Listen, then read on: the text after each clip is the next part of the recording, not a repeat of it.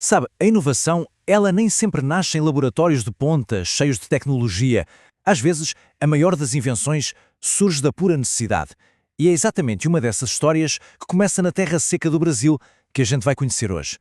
E vale a pena a gente mergulhar fundo nessa pergunta, viu? Porque a resposta, ela revela um jeito muito poderoso e que muitas vezes a gente esquece de pensar sobre o que é tecnologia e principalmente para que ela serve. Mas antes de chegar na solução, a gente precisa entender o tamanho do problema. A vida no semiárido brasileiro para milhões de pessoas gira em torno de uma luta constante, diária por água. É uma batalha contra a seca implacável do sertão. Então, com um desafio desse tamanho, a resposta não podia vir de uma solução qualquer, daquelas tecnologias convencionais. Era preciso um tipo diferente de inovação, com um objetivo totalmente diferente. Uma tecnologia pensada para as pessoas e não para o lucro. E essa diferença fica muito clara aqui.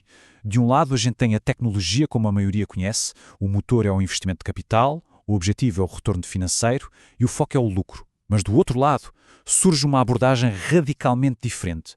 Uma tecnologia que é impulsionada pela transformação social e que tem como foco principal reduzir a exclusão.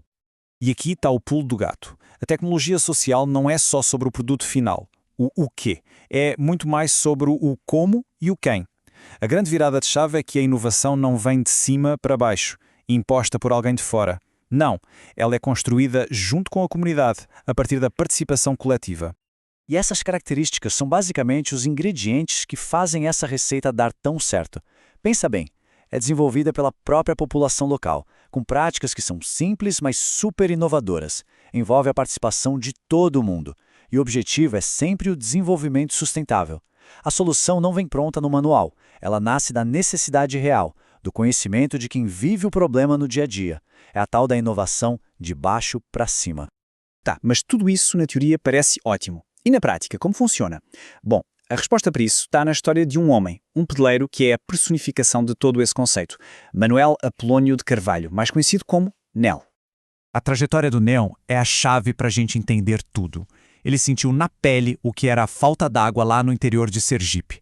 Aos 17 anos, como tantos outros, foi para a cidade grande, para São Paulo, tentar a vida.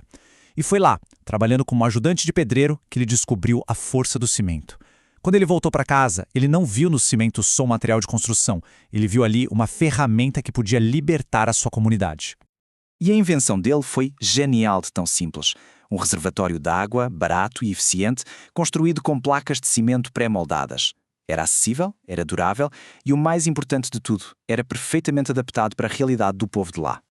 E o funcionamento é super simples. Olha só, a chuva cai no telhado da casa, as calhas pegam essa água e levam direto para a cisterna de cimento que fica ali, seladinha. E pronto, as famílias passam a ter acesso à água guardada para consumo para o dia-a-dia.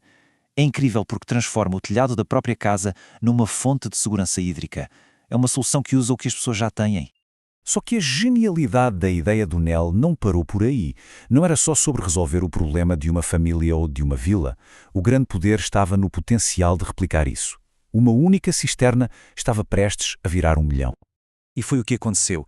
A tecnologia social do Nel, essa ideia simples, se tornou a base de uma política pública que transformou a região, o programa 1 milhão de cisternas. É um exemplo perfeito de como uma inovação que nasce na base pode crescer e transformar um país inteiro. Mais de 1 milhão. Pensa nesse número. Isso não é só cimento e areia. São mais de 1 milhão de famílias que passaram a ter água. Isso significa mais saúde, mais tempo e, acima de tudo, mais dignidade. É uma mudança, nossa, monumental. E o impacto real a gente vê aqui.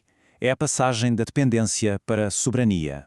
Soberania hídrica significa não depender mais de caminhões-pipa ou de favores políticos. Significa ter controle sobre o recurso mais básico da vida. É a diferença gritante entre vulnerabilidade e autonomia. Então, parando para pensar em toda essa história, qual foi a verdadeira inovação aqui? Foi só a ideia de usar placas de cimento? Claro que não, foi muito mais do que o material. A verdadeira inovação foi a metodologia. Foi uma solução que nasceu da experiência local, que usa recursos locais de forma sustentável, que requer a participação da comunidade e que tem o foco inteiramente no ganho social. No fim das contas, foi a prova de que as melhores soluções vêm das pessoas que vivem o problema. É exatamente isso. Um exemplo poderoso de como a tecnologia certa, no lugar certo, pode dar poder para as pessoas resolverem os seus próprios desafios, criando dignidade e novas possibilidades. Porque, apesar da captação de água da chuva ser uma prática super antiga, o método NEL, ele redefiniu o que era possível para a sua comunidade e muito além dela. Essa história mostra, de um jeito muito bonito, como ideias simples, quando são impulsionadas pela comunidade, podem ter um impacto gigantesco e duradouro. A história da cisterna deixa a gente com uma pergunta no ar, não é? Que conhecimento local, nas nossas próprias comunidades, talvez a gente esteja ignorando? Onde é que pode estar a próxima solução simples e poderosa, esperando para ser descoberta, não num laboratório, mas na experiência das pessoas que estão bem ao nosso redor?